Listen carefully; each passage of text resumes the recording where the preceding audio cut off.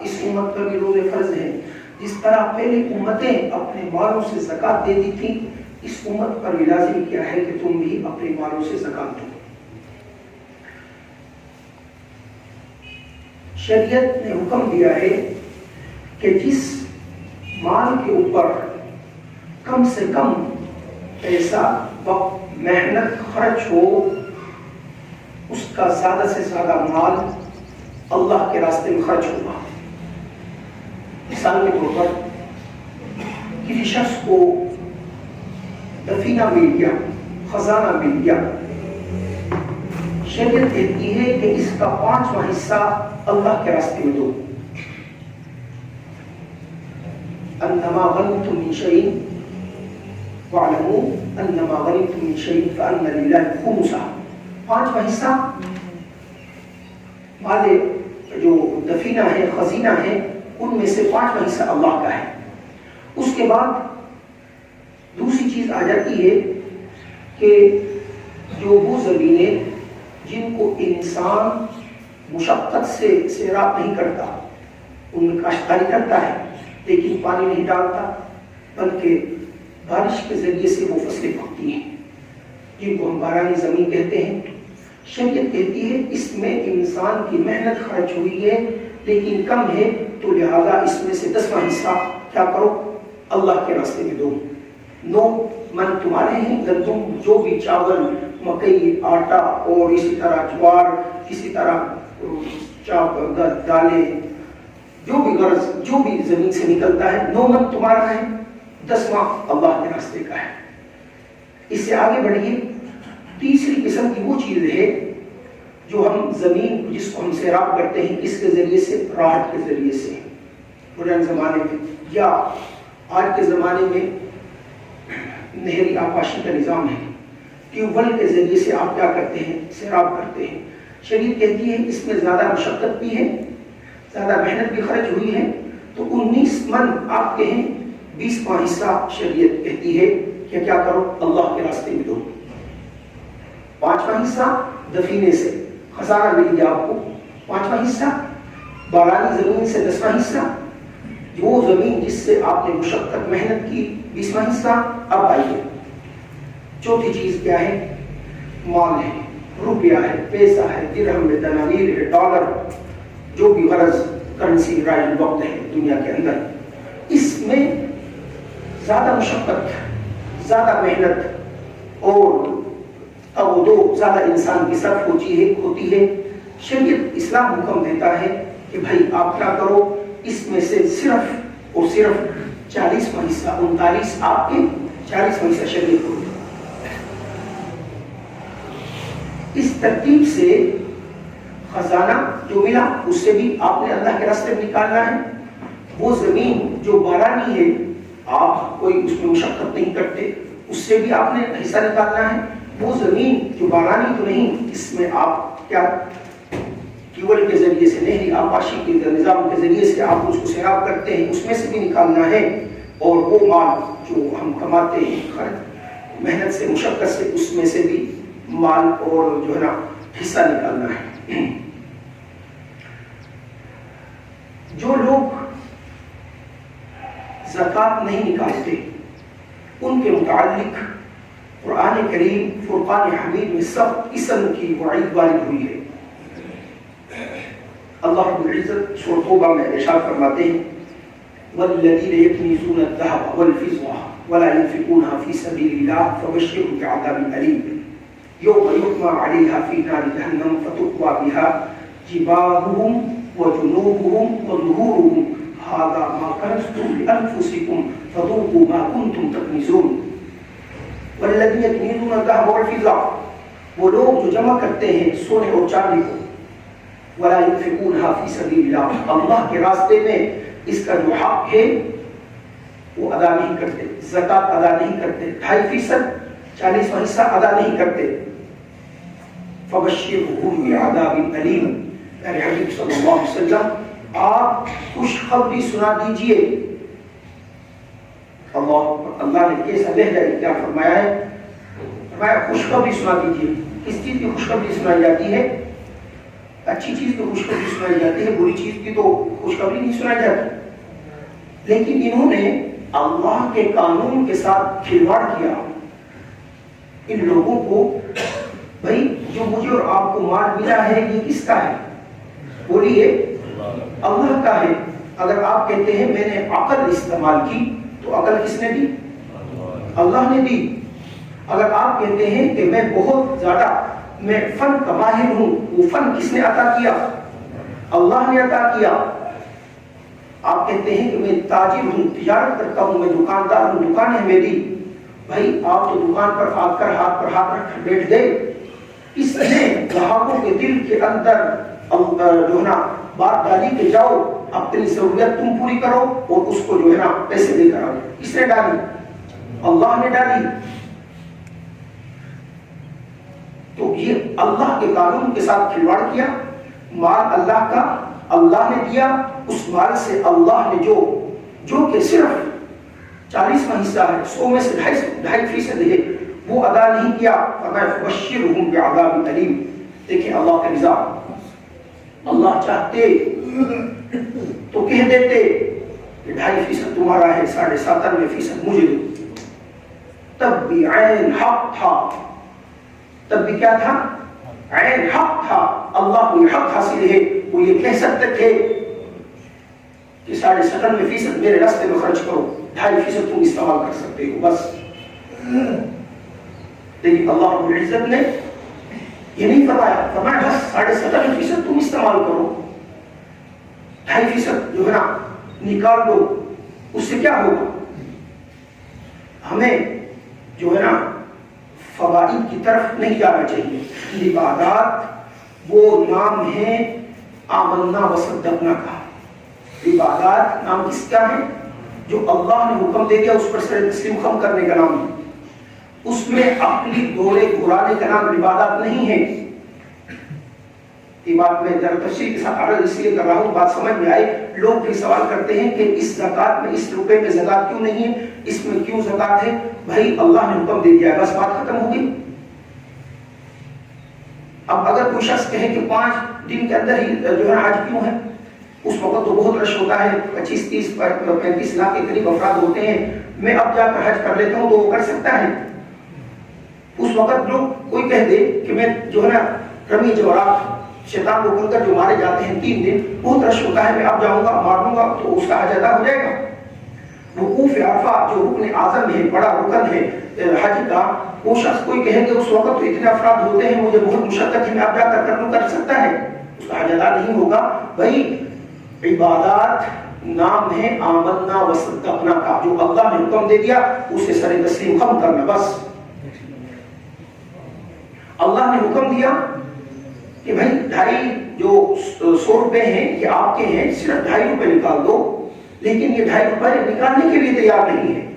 اللہ نے فرمایا اپنے پیارے حبیب صلی اللہ علیہ وسلم سے فَبَشِّرْهُمْ بِعَذَابٍ أَلِيمٍ، پیارے حبیب صلی اللہ علیہ وسلم ان کو دردناک عذاب کی خوشخبری سنا دیجیے۔ يَوْمَ يُحْمَى عَلَيْهَا فِي نَارِ جَهَنَّمَ فَتُقْوَى بِهَا جِبَاهُهُم وَجُنُوبُهُمْ وَظُهُورُهُمْ۔ اس دن کی ہولناکیاں بیان کی جا رہی ہیں کہ ایسی آگ کے اندر جو انسانوں کی سلگائی ہوئی آگ نہیں کہ ہوا سے بجھ جائے، پانی سے بجھ جائے یا پھونکوں سے بجھ جائے، ایسی آگ نہیں، اللہ کی جہنم کی دہتی ہوئی آگ کے اندر اس سونے اور چاندی کو گرم کیا جائے گا۔ فَتُقْوَى بِهَا جِبَاهُهُمْ، اللہ پاک ارشاد فرماتے ہیں سب سے پہلے اس کی پیشانی کو داغا جائے گا، یہ پیشانی، وَجُنُوبُهُمْ پہلو کو داغا جائے گا، وَظُهُورُهُمْ پیٹھ کو داغا جائے گا، پشت کو داغا جائے گا۔ کیوں؟ اس لیے کہ اس وقت مستحقین زکوٰۃ یا جن کی طرف اس کا حق تھا وہ آتے تھے، یہ اپنے چہرے پر دھنیا اور جو ہے مروڑ ڈال لیتا تھا، اس کے چہرے کا رنگ متغیر ہو جاتا تھا، یہ لوگ مجھ سے مانگنے کے لیے کیوں آ گئے ہیں، اور پہلو تہی کرتا تھا، پہلو اختیار کر لیتا تھا، منہ پھیر لیتا تھا، کہیں یہ لوگ مجھ سے زیادہ کا مطالبہ نہ کریں، یہ اسی کا مطالبہ نہ کر لیں، اور پیٹ پھیر کر جاتا تھا۔ اس لیے اللہ رب العزت فرمایا کل قیامت کے دن یہی سونا اور چاندی کو ہم جہنم کی سلگتی ہوئی دہتی ہوئی انگاروں پر آگ پر گرم کریں گے، اور حضرت انسان اس کو پیار محبت کے ساتھ یہ مال کو رکھتا تھا، جمع کرتا تھا، حق ادا نہیں کرتا تھا، تو ایسے مال، دولت، سونا، چاندی کو اللہ رب العزت فرماتے ہیں ہم داغیں گے اس کے ذریعے سے اس کے چہرے کو، پیشانی کو، اس کے پہلو کو اور اس کے پیٹھوں کو. ہذا ما کنزتم لانفسکم، اللہ رب العزت شاہ فرماتے ہیں کل قیامت کے دن ہم کہیں گے یہ وہ خزانہ ہے لانفسکم جس کو تم نے اپنی جانوں کے لیے، اپنے نفسوں کے لیے، اپنی جو ہے نا جان کے لیے جمع کیا. فذوقوا ما کنتم تکنزون، بس چکھو مزہ جو تم ما کنتم تکنزون جمع کرتے تھے مال کو. محترم سامعین، دنیا کے اندر انسان کو بہت ساری چیزیں محبوب ہیں، ان میں ایک محبوب ترین چیز کیا ہے؟ مال ہے. محبوب ترین چیز کیا ہے؟ مال ہے. اللہ کے نبی صلی اللہ علیہ وسلم نے ارشاد فرمایا کہ میری امت کا فتنہ وہ کیا ہے؟ مال ہے. اللہ رب العزت نے بھی قرآن کریم ارشاد فرمایا انما اموالکم واولادکم فتنہ، بے شک تمہارا مال اور تمہاری اولاد تمہاری آزمائش ہے، تمہیں آزمایا جائے گا. اس کے ذریعے سے اولاد دے کر بھی اللہ پاک آزماتے ہیں، مال دے کر بھی آزماتے ہیں. سب سے محبوب ترین بہت ساری چیزوں میں مال ہوتا ہے. ایک وقت آتا ہے کہ جس وقت انسان کے پاس مال نہیں ہوتا پھر سب سے محبوب ترین چیز مال لگنے لگتی ہے. بیوی بچے بھی اچھے نہیں لگتے، رشتے دار اچھے نہیں لگتے، مال نہیں ہے نا کھانے پینے کے لیے، موت کے لالے پڑ گئے ہیں، کچھ چیز نہیں ہے، تو پھر انسان کو محبوب ترین مال ہوتا ہے. اور ایک وقت آتا ہے کہ انسان اتنا حریص ہو جاتا ہے مال کا کہ پھر مال کے سامنے اس کو رشتے داریاں ختم ہوتی نظر آتی ہیں. اسی طرح ہے پھر وہ رشتے ناطے توڑنا اس کے لیے آسان ہوتا ہے، لیکن مال نکالنا اور ضائع کرنا، خرچ کرنا، ضائع بمانی خرچ کرنا اس کے لیے مشکل ہو جاتا ہے. تو فرمایا دنیا کے اندر محبوب ترین انسان کو مال ہے، اور ناپسندیدہ ترین انسان کو سانپ لگتا ہے، انسان ڈر جاتا ہے. اگرچہ وہ سانپ ایسا ہو جس کے ذریعے جس کے جو ہے نا اس کے ذہن کو بھی نکال دیا گیا ہو، تب بھی انسان کے جسم کے اوپر ایک خوف اور جو ہے نا ہیبت طاری ہو جاتی ہے وہ سانپ کو دیکھ کر. یہ فطرت ہے انسان کی، مال کو دیکھ کر محبت آتی ہے، سانپ کو دیکھ کر ڈر لگتا ہے.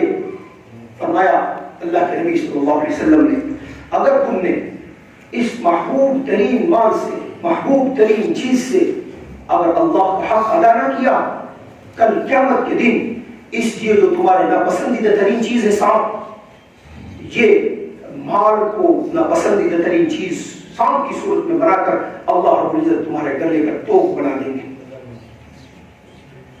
پھر یہ انسان کو ڈسے گا اور ڈنک مارے گا، کہتا یہ میں وہی خزانہ ہوں تمہارا جو جمع کیا کرتے تھے، اللہ کے راستے میں نہیں نکالا کرتے تھے. محترم سامعین، اگر زکوٰۃ انسان ادا نہیں کرتا تو بڑا حساس مسئلہ ہے. بڑی آپ حضرات نے سن لی. 4 قسم کے اموال ہیں جن میں زکوٰۃ لازم ہے. سب سے پہلی چیز سونا ہے، نمبر 2 چاندی ہے، نمبر 3 روپیہ، پیسہ، درہم، دنانیر ہے، نقد روپیہ جو بھی ہو، نمبر 4 مال تجارت ہے. ان 4 چیزوں پر زکوٰۃ لازم ہے. کیا مقدار ہے؟ اگر خالص صرف سونا ہے، کوئی چیز دوسری نہیں ہے، چاندی بھی نہیں ہے، روپیہ پیسہ درہم بھی نہیں ہے، مال تجارت بھی نہیں ہے، تو 7.5 تولہ اگر سونا ہوگا تو کیا ہوگی؟ زکوٰۃ لازم آئے گی. تیسری تینوں چیزوں میں سے کوئی چیز بھی نہیں ہے، ایک پائے بھی نہیں ہے. ہاں جس سے 7.5 تولہ سونا ہو گیا، اب اس پر جو ہے نا 2.5% کل مال جو آج کی رقم ہے نا، مثالی طور پر کوئی شخص 9 تاریخ ہے رمضان مبارک کی، 9 تاریخ کو پچھلے سال وہ صاحب نصاب ہوا تھا. یہ بات بھی یاد رکھیں کہ آپ نے جو زکوٰۃ ادا کرنی ہے وہ قمری اعتبار سے کرنی ہے، شمسی اعتبار سے نہیں کرنی. قمری اعتبار سے آپ نے زکوٰۃ ادا کرنی. بہت ساری ہماری عبادات وہ قمری اعتبار سے وابستہ ہیں. ابھی ہم نے رمضان مبارک کے روزے رکھنے شروع کیے، کس اعتبار سے کیے؟ شمسی سے، قمری سے. ظاہر بات ہے چاند نظر آئے تو ہم نے روزے رکھے ہیں. اسی طرح اب جس وقت حج کا موقع آنے والا ہے اگلے چند مہینوں میں، تو کس اعتبار سے ہوگا حج؟ قمری اعتبار سے. جی اسی طرح ابھی ہم نے انشاءاللہ اللہ کے فضل سے جو روزے رکھ رہے ہیں ان کو اصل خوشی ہوتی ہے، خیر موضوع دوسری طرف چلا جائے گا، تو ہمیں عید کریں گے عید الفطر، تو وہ بھی کس طریقے سے کریں گے؟ قمری اعتبار سے. لیکن یہ بھی نہیں کہنا چاہیے شمسی جو ہے نا انگریزوں کا مہینہ، بھائی اللہ نے سورج بھی اللہ نے بنایا، چاند بھی اللہ نے بنایا ہے، سورج سے بھی ہماری عبادات وابستہ ہے. ابھی جو ہم نماز ظہر ادا کریں گے، جمعہ ادا کریں گے، کس اعتبار سے کریں گے بتلائیے؟ شمسی اعتبار سے. یہ لوگوں کی زبان پر جو غلط ہے اس کو ختم کیا جائے. قمر بھی اللہ کے، شمس بھی جو ہے نا، سورج بھی اللہ رب العزت نے پیدا فرمایا. دونوں ہمارے جو ہے نا عبادات سے ان کے ساتھ منسلک ہے، لیکن اکثریت چاند کے ساتھ وابستہ ہے. تو لہذا اگر کوئی شخص پچھلے سال 9 رمضان کو کیا ہوا، وہ صاحب نصاب بنا کہ اس کے پاس 7.5 تولے 14 کا سونا آ گیا، یا 52.5 تولہ چاندی آ گئی، ٹھیک ہے، یا آپ کے پاس سونا چاندی تو نہیں آیا لیکن اتنے روپے آ گئے جن کی مالیت 52.5 تولے چاندی کی قیمت کے برابر بنتی ہے، یا آپ کے پاس سامان تجارت آ گیا جن کی مالیت، جس کی مالیت 52.5 تولہ چاندی کی قیمت کے برابر بنتی ہے، آپ صاحب نصاب بن گئے. اب کیا ہو گئے؟ صاحب نصاب بن گئے. اب یہ قیمت اس لیے بیان نہیں کی جاتی کہ ہر روز ڈیلی جو ہے نا فرق ہوتا ہے. آپ خود آپ اندازہ لگائیں کہ اس وقت میں 52.5 تولہ چاندی کی جتنی قیمت ہے اس کا مالک بن چکا ہوں 9 رمضان. اس کو آپ اپنے پاس نوٹ کریں، جس طرح ہم اپنی برتھ ڈے، شادی ڈے، پتہ کیا کیا ڈے ان کو جو یاد رکھتے ہیں ان کو اپنے پاس یاد رکھیں. اگلے سال 9 رمضان المبارک کو مثال کے طور پر آپ صاحب نصاب ہیں. ابھی تو آپ کے پاس ٹوٹل مثال کے طور پر آج 9 رمضان میں کسی کو جو ہے 2 لاکھ روپے کسی کے پاس آ گئے، کسی بھی صورت میں آ گئے، آپ کے پاس وہ رہے. اس میں جو ہے نا کبھی اس طرح ہوا 50,000 خرچ ہو گئے، لاکھ خرچ ہو گیا، اس طرح ہوا اور اس میں اضافہ ہوا، اللہ رب العزت نے اس کو 5 لاکھ کر دیا. پھر اس طرح ہوا درمیان سال میں کیا ہوا کہ وہ 5 لاکھ کے 2 لاکھ رہ گئے. پھر اس طرح ہوا کہ یکم رمضان کو وہ 1 کروڑ روپیہ بن گیا. اس وقت 9 رمضان آیا، اگلے سال 9 رمضان آیا، اس وقت ہم نے دیکھنا ہے کہ میرے پاس کل مال کتنا ہے. اگر میرے پاس کل مال 1 کروڑ ہے نا تو 1 کروڑ روپے کی زکات ادا کرنی ہے. یہ نہیں دیکھنا کہ یہ میرے پاس 95 لاکھ روپے تو یکم رمضان کو آئے ہیں، ان پہ تو سال ہی گزرا. یہ نہیں. کیوں؟ اس لیے کہ آپ پچھلے سال 9 رمضان کو صاحب نصاب بن گئے. آپ جو ہے نا صاحب نصاب کہتے ہیں جس کے اوپر زکات لازم ہو جاتی ہے، وہ بن گئے. اب درمیان کے اعتبار نہیں ہوگا، وہ کم زیادتی ہوتی رہتی ہے. ہاں 9 تاریخ کو اگر آپ کے پاس 1 روپیہ بھی نہیں رہا، یعنی آپ صاحب نصاب نہیں رہے، تو آپ کی زکات ثابت ہوگا. کیوں؟ آپ کے پاس نصاب ہی نہیں رہا. ہاں آپ اگر زیادہ کے مالک بن گئے، جتنے کے مالک بن گئے، اس سب میں سے حساب کر کر ہر طریقے سے آپ نے زکات ادا کرنی ہے. اسی طرح اگر کوئی شخص ہے اس کے پاس سونا نہیں ہے 7.5 تولہ، چاندی بھی نہیں 52.5 تولہ، تھوڑا سونا ہے، تھوڑی سی چاندی ہے، تھوڑا سونا ہے، تھوڑے سے روپے ہیں، تھوڑا سونا ہے، تھوڑا سا مال تجارت ہے، دونوں کو ملایا ان کی قیمت 52.5 تولے چاندی کے برابر بن گئی. اب بھی حساب کر کر آپ کیا کریں گے؟ زکات دیں گے. اور میرے عزیز دوستو، زکات اللہ رب العزت نے جس طرح دینے کا حکم دیا ہے اسی طرح صحیح جگہ پر دینے کا حکم دیا ہے. اگر آپ نے ایسے شخص کو زکات دے دی جو خود صاحب نصاب ہے، اس لیے ضروری ہے کہ جس طرح ہم زکات دیتے ہیں اسی طرح صاحب نصاب کو بھی دیں. اگر ہم نے صاحب نصاب کو، جو صاحب نصاب نہیں اس کو زکات دیں، اگر صاحب نصاب کو ہم نے زکات دے دی یا ہم نے جو ہے نا جو سید زادے ہیں ان کو زکات دے دی تو ہماری زکات ادا نہیں ہوگی. اس بات کا خاص خیال رکھیں. میں یہ بات اس لیے عرض کر رہا ہوں کہ بہت سارے ادارے ایسے ہیں کہ زکات آپ سے وصول کرتے ہیں لیکن اس زکات کے پیسوں سے پبلسٹی کرتے ہیں. پبلسٹی کرنے سے اگر آپ کے زکات کے پیسے وہاں پر خرچ ہو رہے ہیں، کہ کس طرح پتہ چلے گا؟ آپ جس ادارے میں ادا کر رہے ہیں، زکات دے رہے ہیں، ان سے پوچھیں کیا نظام ہے تمہارے پاس. کیوں؟ زکات میں کیا ہوتا ہے، جو شخص زکات کا مستحق ہے اس کو مالک بنانا ضروری ہوتا ہے. یہی وجہ ہے اگر ہمارا کوئی ملازم ہے نا تو ہم اس کو زکات کے پیسے دے کر اسی کام نہیں کروا سکتے. اگر کام کروائیں گے تو یہ ہماری زکات نہیں ہوگی. بھئی وہ زکات آپ نے اللہ کا حق ہے وہ دیا ہے، بالکل بری ہو جائے. آپ یہ سمجھیں اپنے ذہن میں کہ بالکل میں نے پیسے نہیں دیے اس کو. اسی طرح اب دینی کی کن کو ہے؟ اللہ رب العزت نے سورۃ توبہ کے اندر خود ارشاد فرما دیا. ایک نا ابو داؤد کے اندر روایت ہے، ایک صحابی آئے، انہوں نے عرض کیا یا رسول اللہ صلی اللہ علیہ وسلم میں زکات کا مستحق ہوں، آپ کے پاس جو مال زکات کا آیا ہے اس میں سے ادا کر دیں. اللہ کے نبی صلی اللہ علیہ وسلم نے ارشاد فرمایا ٹھیک ہے، آپ اگر زکات کے مستحق ہیں تو قرآن کریم کی آیت ہے. اللہ رب العزت نے نہ کسی ولی نہ کسی جو ہے نا نبی پر چھوڑا ہے کہ آپ مصارف زکات بیان فرمائیں، خود بیان فرما دیے ہیں. نمبر 1 انما الصدقات للفقراء، فقیر کی تعریف علماء مفسرین فرماتے ہیں ایسا شخص اس کو فقیر کہتے ہیں جس کے پاس اتنا مال نہ ہو جو نصاب کو پہنچ جائے، اس کو فقیر کہتے ہیں. انما الصدقات للفقراء والمساکین، مسکین وہ ہے جس کے پاس تھوڑا سا بھی پیسہ نہیں ہے، روپیہ نہیں ہے اور گزر بسر کے آلات ذرا بھی نہیں ہے.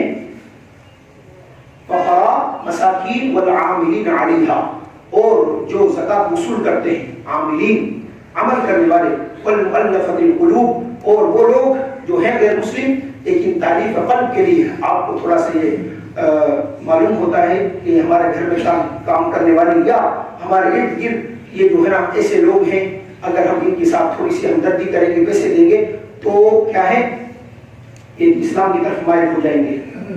آپ ان کو بھی دے سکتے ہیں. لیکن جس کے متعلق یقین ہے کہ یہ شخص جو ہے نا اسلام کی طرف راغب نہیں ہوگا، اس کا دل سے تعلق نہیں ہے، آپ اس کو غیر مسلم کو زکات نہیں دے سکتے. ہاں اس کے ساتھ آپ جو ہے نا نفلی خیرات صدقات کے ذریعے سے آپ اس کی معاونت تعاون کر سکتے ہیں. فرضی جو زکات ہے وہ ادا نہیں کر سکتے. وہ پھر رقاب، اور وہ لوگ جو غلام تھے ان کی گردن چھڑانے کے لیے زکات کے پیسے دیے جاتے تھے. والغارمین وفی سبیل اللہ وابن السبیل، اسی طرح وہ شخص جو مقروض ہے، قرض کے تلے دب چکا ہے، اس کو کوئی جو ہے نا صورتحال نہیں بن رہی کہ کہیں سے نکلنے کی. لیکن باقی لوگ جیسے ہوتے ہیں ان کو چسکا پڑا ہوتا ہے، وہ ادھر سے بھی قرض لے لیا، ادھر سے بھی لے لیا، ادھر سے بھی لیا، عیاشیاں کرتے ہیں. بس جس وقت اللہ حفاظت فرمائے یہ بڑا حساس مسئلہ ہے، تو ایسے لوگوں سے بھی بچیں. وہ کوشش کرتے ہیں، قرض لیا لیکن انہوں نے کوشش کی نہیں اتر رہا، بالکل بوجھ تلے دب چکے ہیں، آپ ان کے قرض کی خلاصی کے لیے زکات دے سکتے ہیں. وفی سبیل اللہ، اور جو ہے نا جو اللہ کے راستے کے مسافر ہیں، جہاد مجاہدین ہیں، ان کو بھی آپ کیا کر سکتے ہیں، زکات دے سکتے ہیں. وابن السبیل، مسافر ہیں، ایک جہاد فی سبیل اللہ کرنے والا مجاہدین، اور علیحدہ ہے وابن السبیل جو کیا ہے مسافر ہے. یہاں پر وہ کیا مالدار ہے لیکن یہاں سے اس نے سفر کیا، کہیں پر ریگستان میں کہیں ایسی جگہ پر پھنس گیا کہ اپنے گھر سے بھی پیسے نہیں منگوا سکتا، وہاں سے بھی کسی سے نہیں لے سکتا، اپنے مقام پر وہ سیٹ ہے، خود زکات دیتا ہے، لیکن یہاں پر کیا ہو گیا، اس کی ڈوک ڈاکہ ڈل گیا، اس کا جو ہے مال ختم ہو گیا، غصب ہو گیا، کوئی آلات نہیں، کوئی اسباب نہیں ہے. ایسے شخص کو بھی آپ کیا زکات دے سکتے ہیں.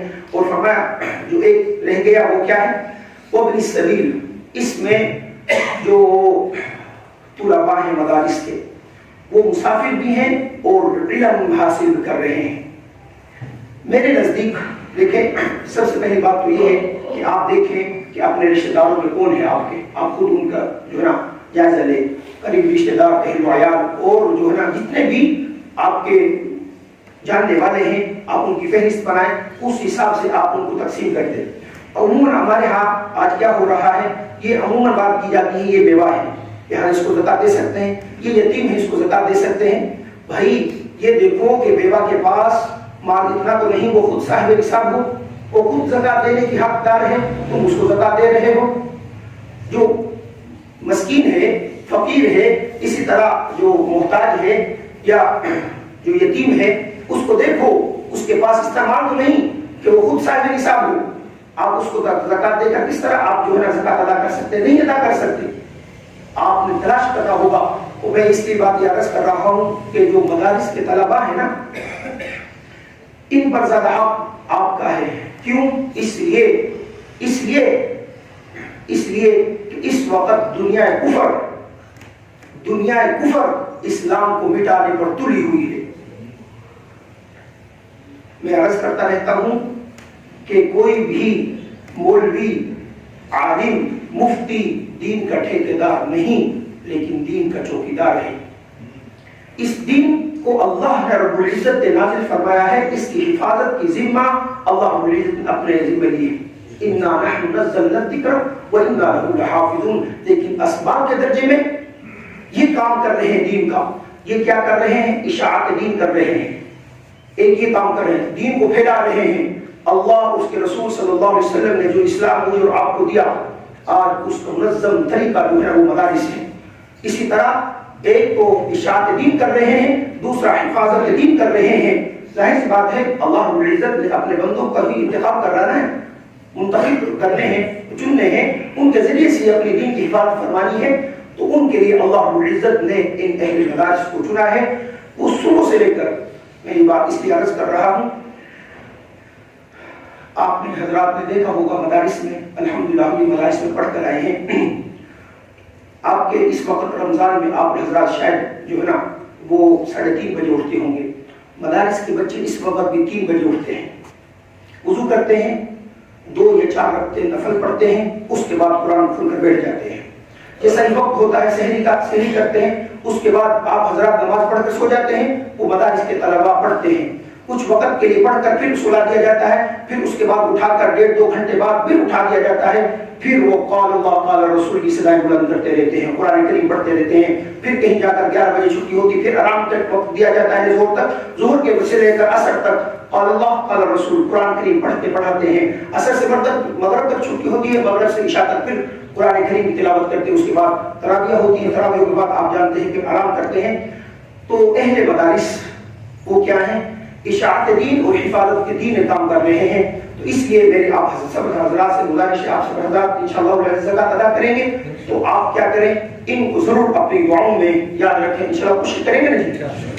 جس طرح ہم بات ہماری مکمل ہوگی، جس طرح ہم نے نماز ابھی پڑھنی ہے نا جمعے کی، اس میں ہم نے فرائض کا خیال رکھنا ہے، واجبات کا خیال رکھنا ہے، مفسدات کا خیال رکھنا ہے۔ اگر ہم ان کا خیال نہیں رکھیں گے تو ہماری نماز ہو جائے گی؟ نہیں ہوگی نا۔ اسی طرح زکات بھی ایک فریضہ ہے، اس میں بھی ہم خاص خیال رکھیں اور صحیح مصرف میں دیں۔ یہ آخری بات یہ ہے کہ جن کے مذہب کے اندر زکات ہے ہی نہیں، میں پھر بات عرض کر رہا ہوں، جن کے مذہب کے اندر زکات ہے ہی نہیں، آپ ان کو زکات مت دیجیے۔ میں بات پھر دہرا رہا ہوں، جن کے مذہب کے اندر، جنہوں نے جو ہے مختلف قسم کی فاؤنڈیشن بنا رکھی ہیں، ان سے پوچھا جائے بھائی زکات لکھ کر دے دیں گے ہم، ہمارے مذہب میں زکات نہیں کر، آپ حضرات کی زکات کرتی، آپ پھر کیوں دیتے ہو بھائی؟ ان کو مت دو، ان کے مذہب میں زکات نہیں ہے۔ جب ان کے مذہب میں زکات نہیں، آپ نہیں دے سکتے۔ تو لہذا مسلمان زیادہ مستحق ہیں، اور فقراء آپ کے ارد گرد وہ زیادہ مستحق ہیں، آپ ان کو زکات دیں۔ اللہ رب العزت سے دعا ہے کہ اللہ پاک مجھے اور آپ کو قرآن حدیث سیکھ کر اس پر عمل کرنے کی توفیق عطا فرمائے۔ آمین و ما علینا۔